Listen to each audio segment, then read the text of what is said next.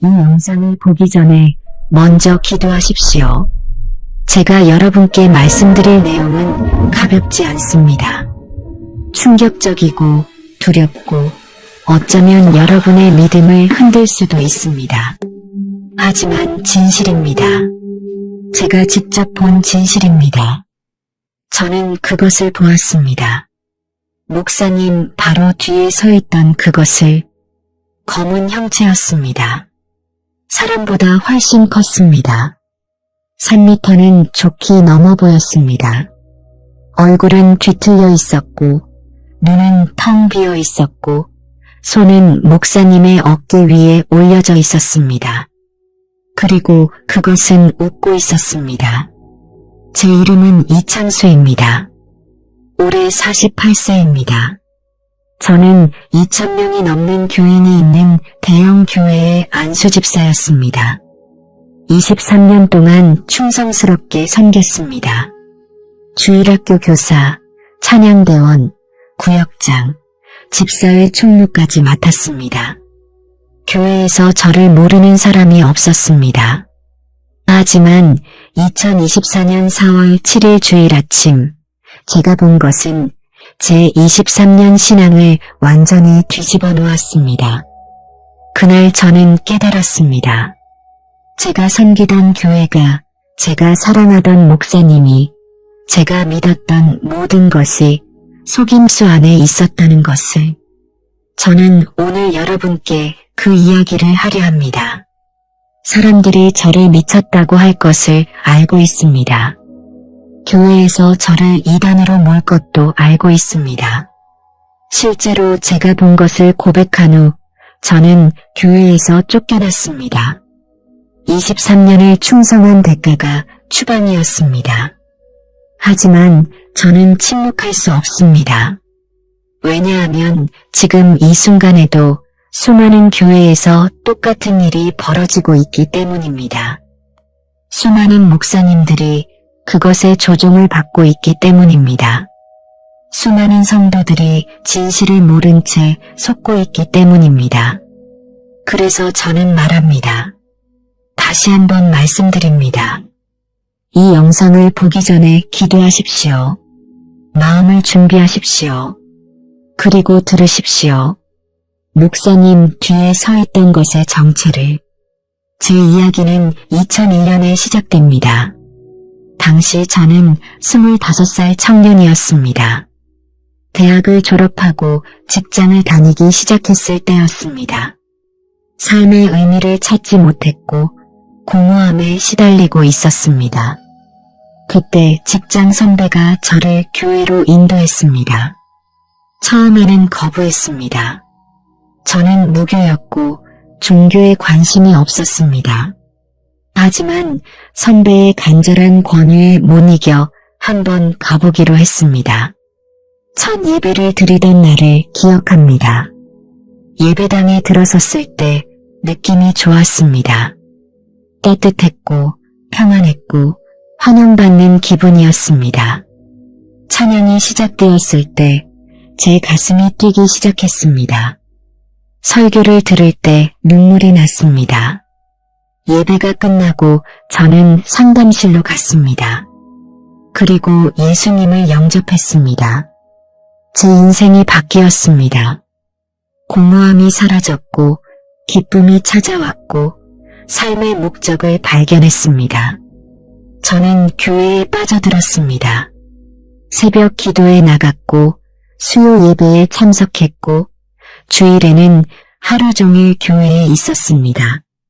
성경을 읽기 시작했고 기도하는 법을 배웠고 전도하는 방법을 익혔습니다. 1년 후 저는 세례를 받았습니다. 3년 후 권사가 되었고 5년 후 집사로 임직받았습니다. 10년 후에는 안수집사가 되었습니다. 저는 교회의 핵심 리더가 되었습니다. 저희 교회는 계속 성장했습니다. 처음 제가 갔을 때 300명이었던 교인이 500명이 되었고 1,000명이 되었고 2,000명을 넘어섰습니다. 예배당을 확장했고 부목사님들이 여럿 오셨고 각종 사역이 생겨났습니다. 목사님은 유명해지셨습니다. TV에 출연하시고 책을 출판하시고 전국의 교회에서 초청을 받으셨습니다. 저희는 자랑스러웠습니다. 우리 교회가 부흥하고 있다고 믿었습니다. 하나님의 축복을 받고 있다고 확신했습니다. 하지만 어느 순간부터 뭔가 이상했습니다. 목사님의 설교가 변하기 시작했습니다. 처음에는 십자가와 회개를 말씀하셨습니다. 예수님의 사랑과 희생을 강조하셨습니다. 하지만 점점 다른 것을 말씀하기 시작하셨습니다. 축복이었습니다. 물질적 축복, 육체적 건강, 세상적 성공, 믿음만 있으면 모든 것이 이루어진다고 하셨습니다. 헌금을 많이 드리면 100배로 갚아주신다고 하셨습니다. 가난한 것은 믿음이 부족한 증거라고 하셨습니다. 처음에는 이상하다고 느꼈습니다. 이것이 복음인가 싶었습니다.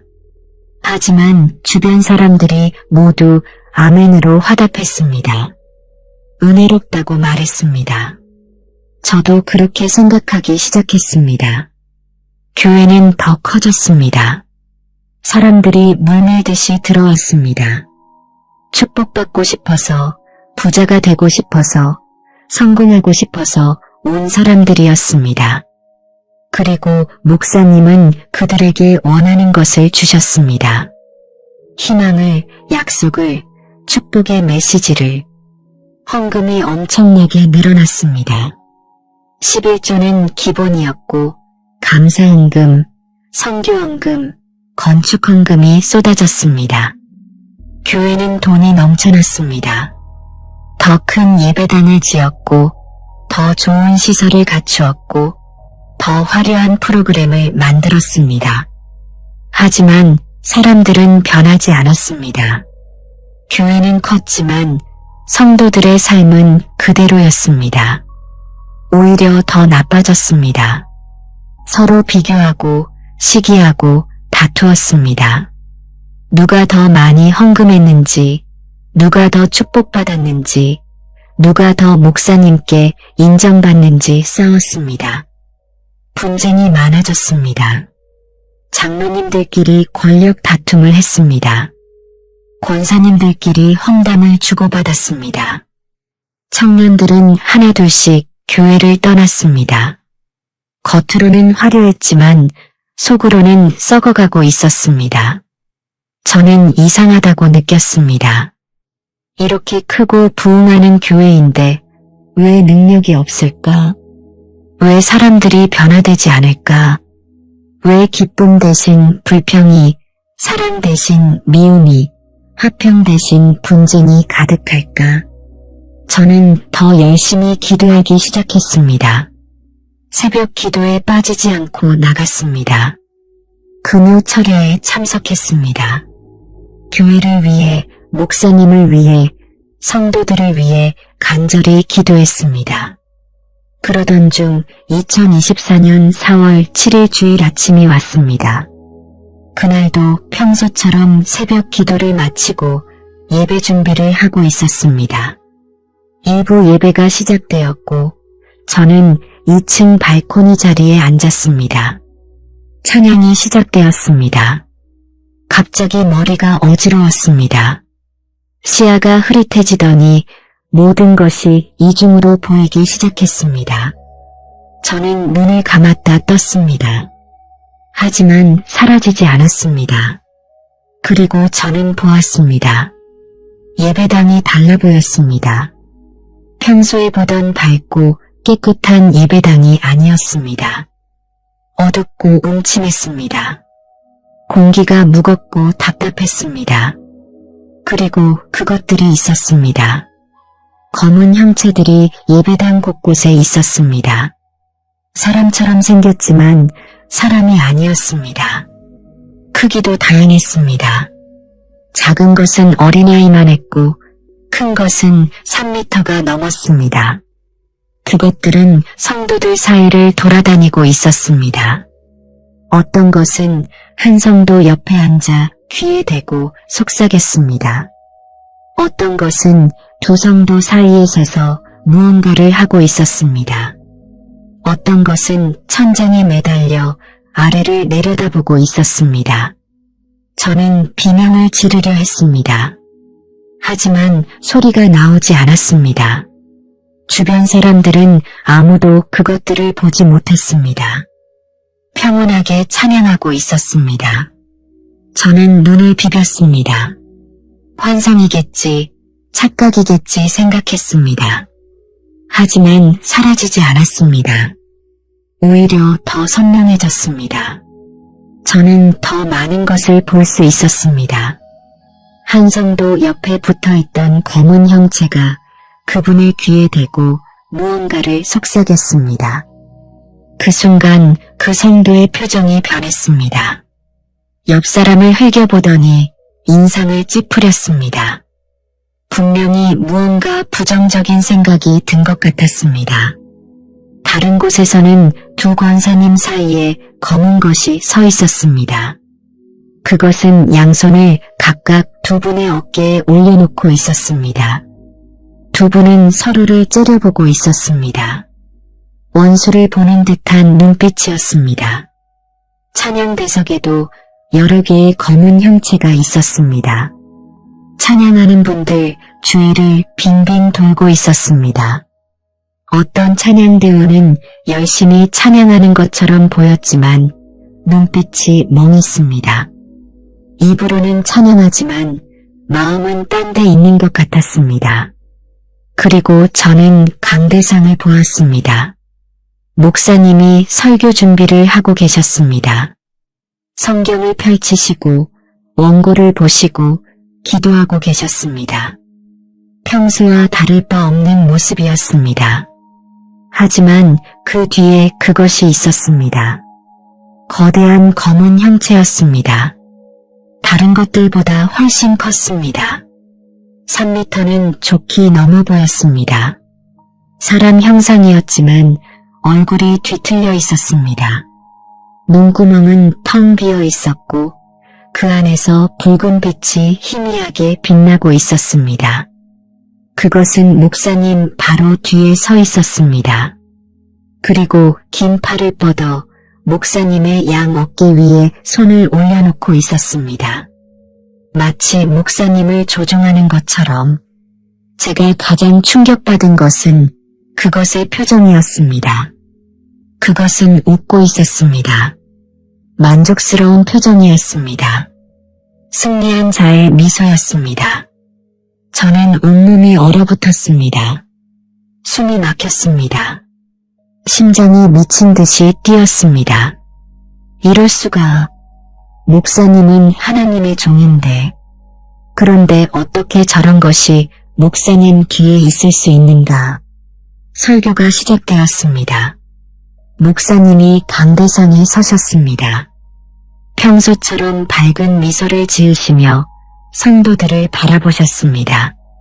그리고 말씀을 시작하셨습니다. 하지만 저는 목사님의 말씀이 아니라 그것을 보고 있었습니다. 거대한 검은 형체가 목사님 뒤에 그대로 서 있었습니다.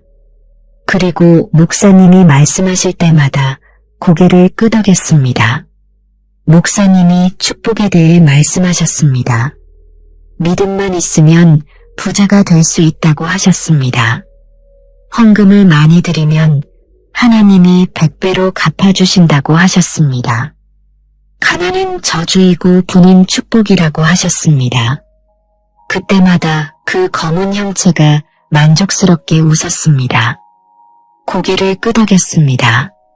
심지어 박수를 치는 것처럼 보였습니다. 저는 깨달았습니다. 목사님의 설교가 아니라는 것을, 그것이 원하는 말을 목사님이 하고 계신다는 것을, 목사님은 도구일 뿐이고 진짜 설교자는 그 검은 형체라는 것을. 성도들은 아멘으로 화답했습니다. 은혜롭다고 말했습니다. 손뼉을 쳤습니다. 하지만 저는 알았습니다. 그들이 듣고 있는 것은 복음이 아니라 거짓말이라는 것을, 진리가 아니라 속임수라는 것을. 설교가 끝났습니다. 헌금 시간이 되었습니다. 목사님이 헌금 기도를 하셨습니다. 많이 드리는 자에게 축복이 있을 것이라고 하셨습니다. 그 순간 저는 더 놀라운 것을 보았습니다. 성도들이 헌금하는 동안 그 검은 형체들이 활발하게 움직이기 시작했습니다. 어떤 것은 한 성도 귀에 대고 속삭였습니다. 그 성도는 망설이다가 지갑에서 더 많은 돈을 꺼냈습니다. 다른 것은 한 성도의 눈을 가렸습니다. 그 성도는 옆 사람의 헌금 봉투를 힐끗 보더니 자신의 것과 비교하는 것 같았습니다. 또 다른 것은 한 성도의 어깨를 짓눌렀습니다. 그 성도는 힘겹게 헌금을 꺼냈습니다. 분명히 형편이 어려운데도 억지로 내는 것 같았습니다. 그런데 그 얼굴에는 두려움이 가득했습니다. 헌금을 안 드리면 저주받을까봐 두려워하는 표정이었습니다. 저는 가슴이 아팠습니다. 이것이 하나님께 드리는 헌금입니까? 이것이 감사와 사랑의 표현입니까? 아닙니다. 이것은 두려움으로 강요당하는 세금이었습니다. 축복을 사려는 거래였습니다. 예배가 끝났습니다. 사람들이 평안하게 돌아갔습니다. 은혜로운 예배였다고 말했습니다. 하지만 저는 알았습니다. 그 예배는 하나님께 드린 것이 아니라는 것을, 그것들이 원하는 대로 조정된 것이라는 것을. 저는 그날 집에 돌아가지 못했습니다. 교회 기도실로 갔습니다. 문을 잠그고 무릎을 꿇었습니다. 그리고 울면서 기도했습니다. 주님, 제가 본 것이 진짜입니까? 정말로 우리 교회가 그렇게 타락했습니까? 정말로 목사님이 저런 것에게 조종당하고 계십니까? 제가 23년 동안 섬긴 교회가 거짓이었습니까? 저는 몇 시간 동안 기도했습니다. 울었습니다. 주님께 답을 구했습니다. 그리고 주님께서 제 마음에 음성으로 말씀하셨습니다. 내가 본 것이 진실이다. 많은 교회가 그렇게 타락했다. 목사들이 사탄의 도구가 되었다. 겉으로는 내 이름을 부르지만 속으로는 만몬을 섬기고 있다. 저는 물었습니다. 그럼 어떻게 해야 합니까? 어떻게 이것을 막을 수 있습니까? 진실을 말하라. 사람들을 깨우라. 하지만 조심하라. 진실을 말하는 자는 핍박받는다. 너는 미움받고 거부당하고 추방당할 것이다. 그래도 말할 것인가? 저는 두려웠습니다. 23년 동안 쌓아온 모든 것을 잃을 수도 있었습니다. 교회에서, 친구들에게서, 심지어 가족에게서도 버림받을 수 있었습니다. 하지만 저는 대답했습니다. 말하겠습니다. 진실을 말하겠습니다. 다음 주 수요일 장로 회의가 있었습니다. 저는 조심스럽게 입을 열었습니다.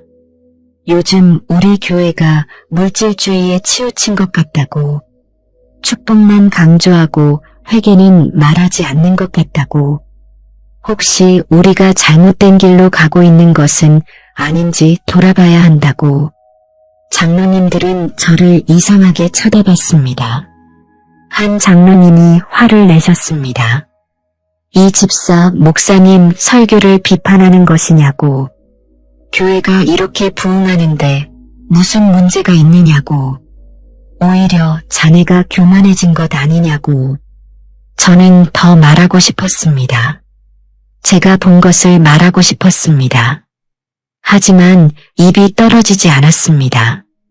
말하면 미친 사람 취급받을 것이 뻔했습니다. 그날 이후로 저는 더 간절히 기도하기 시작했습니다. 혼자 새벽마다 일어나 교회를 위해 기도했습니다. 목사님을 위해, 리더들을 위해, 성도들을 위해 눈물로 간구했습니다. 그리고 몇 주 후 다시 제 영안이 열렸습니다.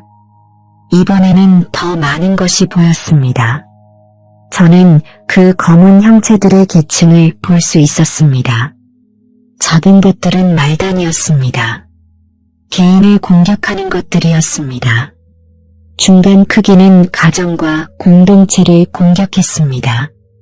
그리고 거대한 것들은 교회와 리더를 공격했습니다. 그것들에게는 명확한 전략이 있었습니다. 무작정 공격하는 것이 아니라 계획적으로 움직였습니다. 첫 번째 전략은 교만이었습니다. 목사님께 계속 속삭였습니다. 당신은 특별하다고, 당신의 설교는 다른 목사들과 다르다고, 당신은 대단한 사람이라고, 그렇게 교만을 키웠습니다.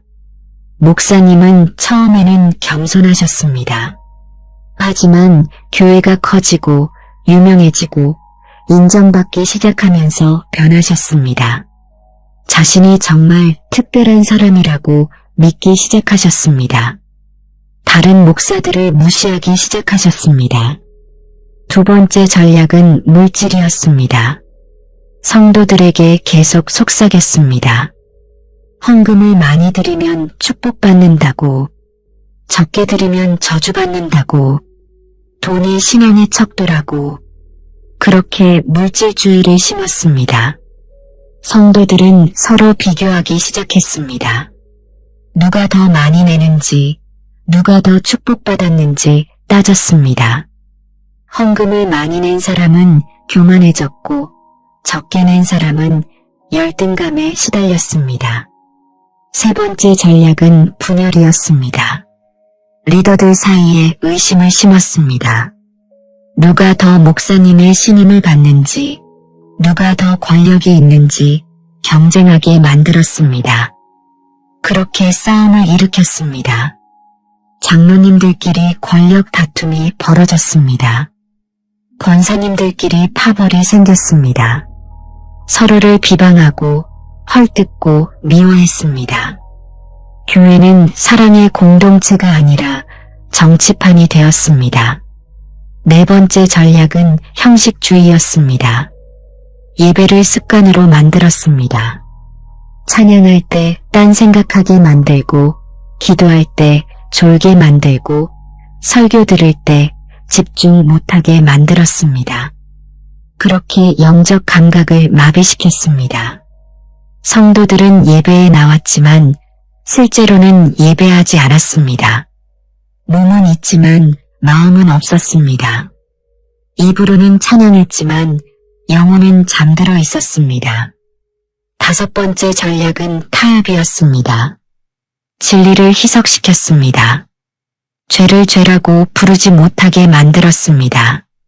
세상과 타협하게 만들고 복음을 변질시켰습니다.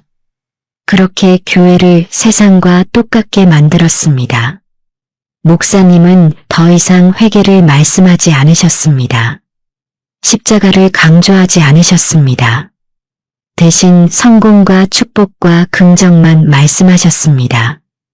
듣기 좋은 말, 귀가 즐거운 말만 하셨습니다. 저는 모든 것을 이해했습니다. 왜 우리 교회가 커지는데도 능력이 없는지, 왜 사람들이 변화되지 않는지, 왜 분쟁과 다툼이 끊이지 않는지, 왜 기쁨 대신 불평이, 사랑 대신 미움이 가득한지, 사탄이 교회를 장악했기 때문입니다. 목사님을 도구로 쓰고 있기 때문입니다. 성도들을 속이고 있기 때문입니다. 저는 더 이상 침묵할 수 없었습니다. 다음 주일 예배 후 저는 목사님을 찾아뵈었습니다. 그리고 제가 본 것을 조심스럽게 말씀드렸습니다. 목사님의 표정이 굳어졌습니다. 처음에는 놀라워하시는 것 같았습니다. 하지만 곧 화가 나신 것 같았습니다. 목사님이 말씀하셨습니다. 이 집사, 그것은 사탄의 속임수다. 자네가 잘못 본 것이다. 아니, 사탄이 자네를 혼란스럽게 만들고 있다. 조심해야 한다. 저는 반박하고 싶었습니다. 하지만 목사님의 눈빛을 보는 순간 말문이 막혔습니다. 그 눈빛에는 두려움이 있었습니다. 분노가 있었습니다. 그리고 거부가 있었습니다. 목사님도 아신다는 생각이 들었습니다. 자신이 무언가에 사로잡혀 있다는 것을, 하지만 인정하고 싶지 않으신 것입니다. 아니, 인정할 수 없으신 것입니다. 왜냐하면 모든 것을 잃게 되니까요. 그날 이후로 저는 교회에서 점점 고립되기 시작했습니다. 목사님이 리더들에게 무언가를 말씀하신 것 같았습니다. 사람들이 저를 피하기 시작했습니다. 이상한 사람, 문제 있는 사람 취급을 받았습니다. 한 달 후 장로회의에서 저는 정직 처분을 받았습니다. 공식적인 이유는 교회 질서를 어지럽혔다는 것이었습니다. 목사님께 불순종했다는 것이었습니다. 저는 항변하고 싶었습니다. 하지만 소용없다는 것을 알았습니다. 이미 결정된 것이었습니다. 저를 제거하기로 한 것이었습니다. 23년입니다. 23년을 충성했습니다. 그런데 한순간에 버림받았습니다. 상처받았습니다. 분노했습니다. 억울했습니다. 하지만 동시에 자유로웠습니다. 더 이상 그 거짓말에 동참하지 않아도 되니까요. 더 이상 침묵하지 않아도 되니까요. 저는 교회를 떠났습니다. 그리고 성경을 다시 읽기 시작했습니다.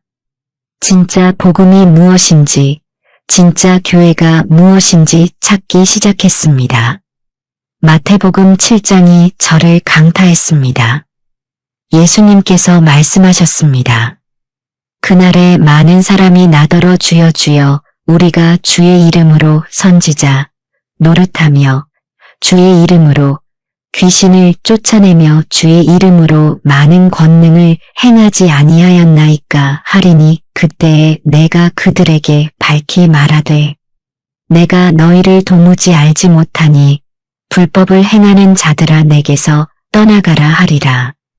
주의 이름으로 사역했지만 주님이 모르신다고 하십니다. 왜냐하면 그들이 불법을 행했기 때문입니다. 겉으로는 하나님을 섬기는 것 같지만 실제로는 자신을 섬겼기 때문입니다. 저는 제가 다니던 교회가 바로 그랬다는 것을 깨달았습니다. 하나님의 이름을 부르지만 실제로는 만몬을 섬기는 교회. 예수님을 전한다고 하지만 실제로는 세상을 추구하는 교회. 요한계시록 3장 라오디게아 교회의 말씀도 떠올랐습니다.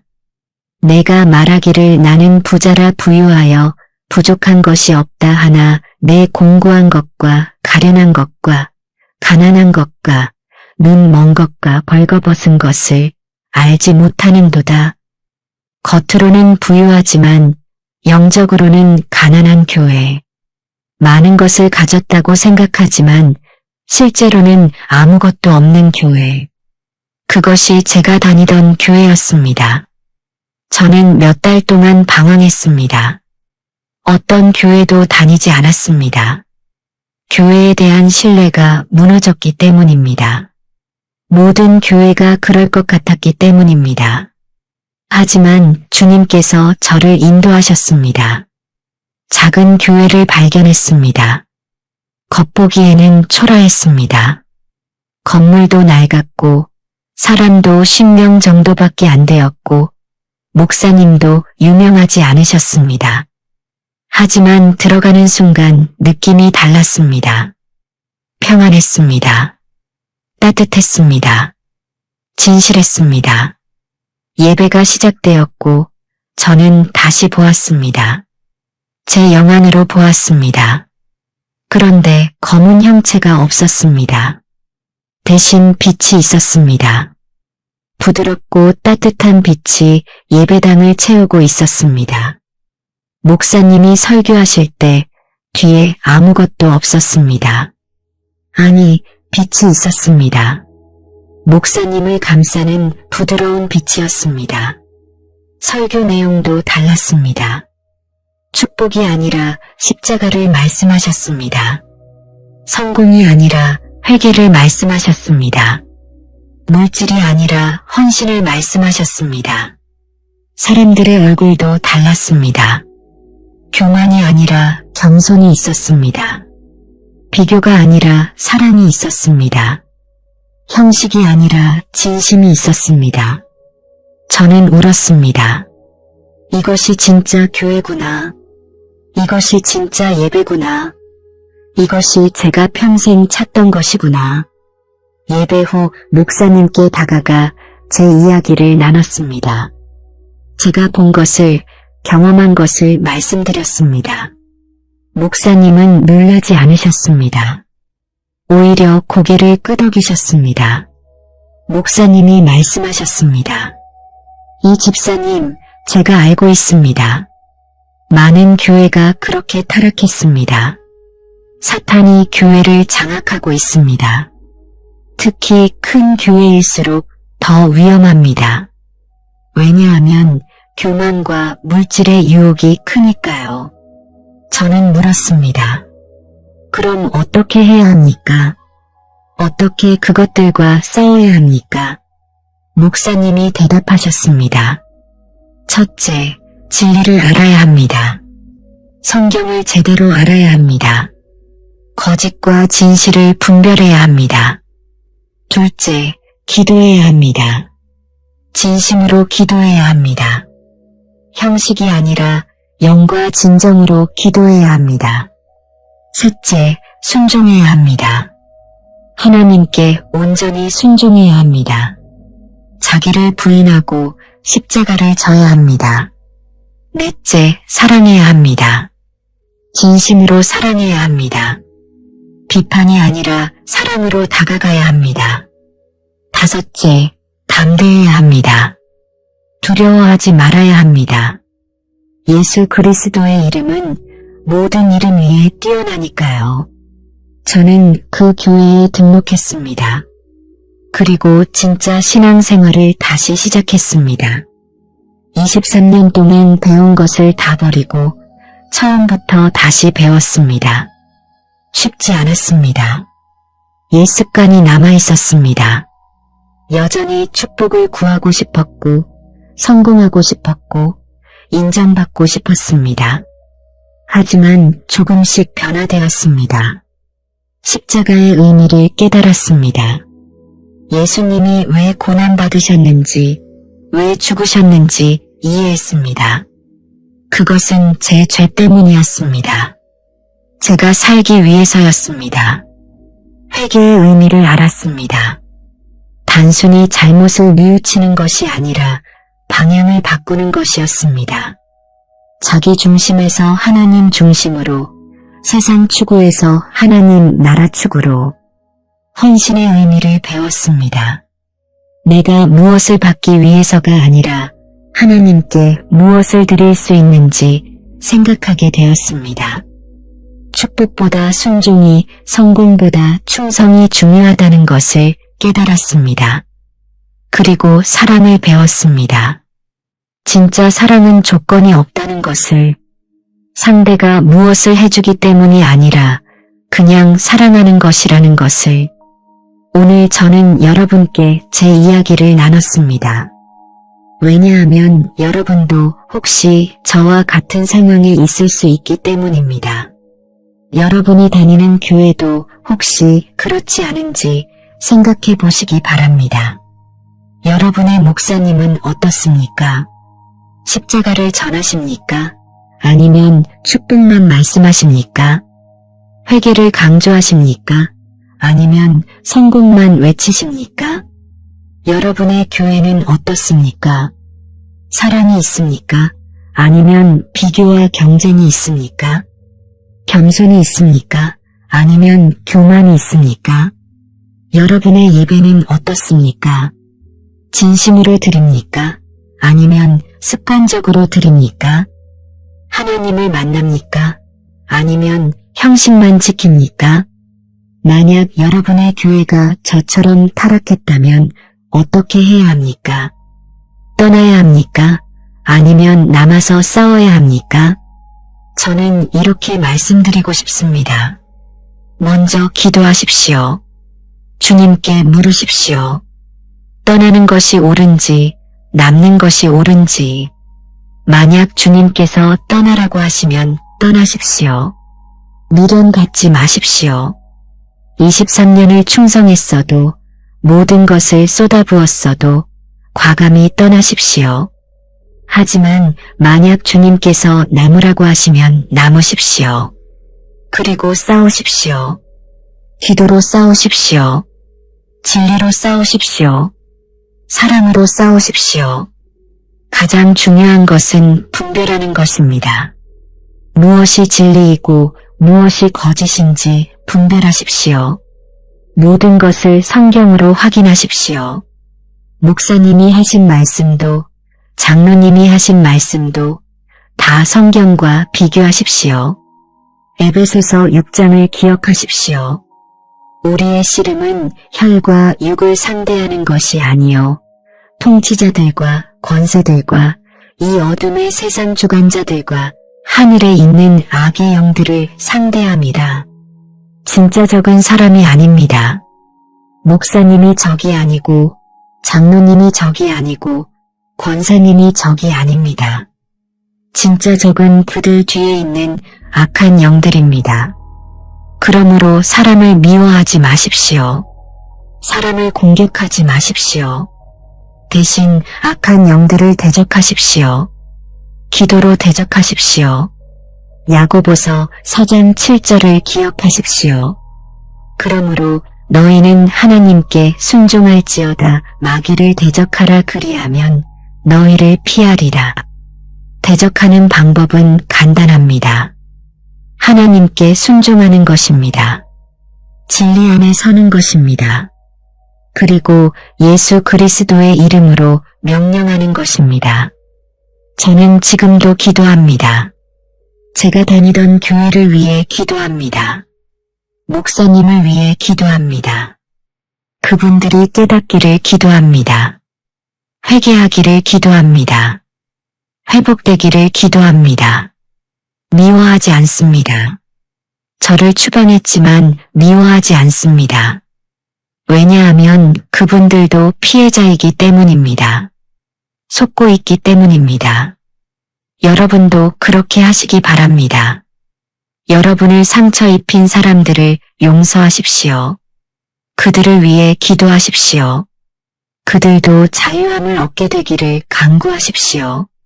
마지막으로 한 가지만 더 말씀드리겠습니다. 두려워하지 마십시오. 제가 본 것이 두렵습니까? 목사님 뒤에 있던 그것이 무섭습니까? 교회 안에 가득한 악령들이 공포스럽습니까? 두려워하지 마십시오. 우리 편이 더 많습니다. 우리와 함께 하시는 이가 그들과 함께하는 자보다 많습니다. 요한일서 4장 4절을 기억하십시오. 자녀들아, 너희는 하나님께 속하였고 또 그들을 이기었나니 이는 너희 안에 계신 이가 세상에 있는 자보다 크심이라. 우리 안에 계신 분이 세상에 있는 모든 악한 영보다 크십니다. 예수 그리스도는 모든 권세를 이기신 분이십니다. 사망과 음부의 열쇠를 가지신 분이십니다. 그러므로 담대하십시오. 두려워하지 마십시오. 예수 그리스도의 이름으로 악한 영들을 대적하십시오. 저는 이 영상을 마치며 여러분을 위해 기도하겠습니다. 하나님 아버지, 이 영상을 보는 모든 분들을 축복하여 주옵소서. 그들에게 분별력을 주시고 진리를 알게 하시고 자유하게 하여 주옵소서. 그들이 거짓에 속지 않게 하시고 악한 영들의 공격에서 보호하여 주옵소서. 그들의 교회를 회복시켜 주시고 목사님들을 깨우쳐 주시고 성도들을 변화시켜 주옵소서. 예수 그리스도의 이름으로 기도합니다. 아멘.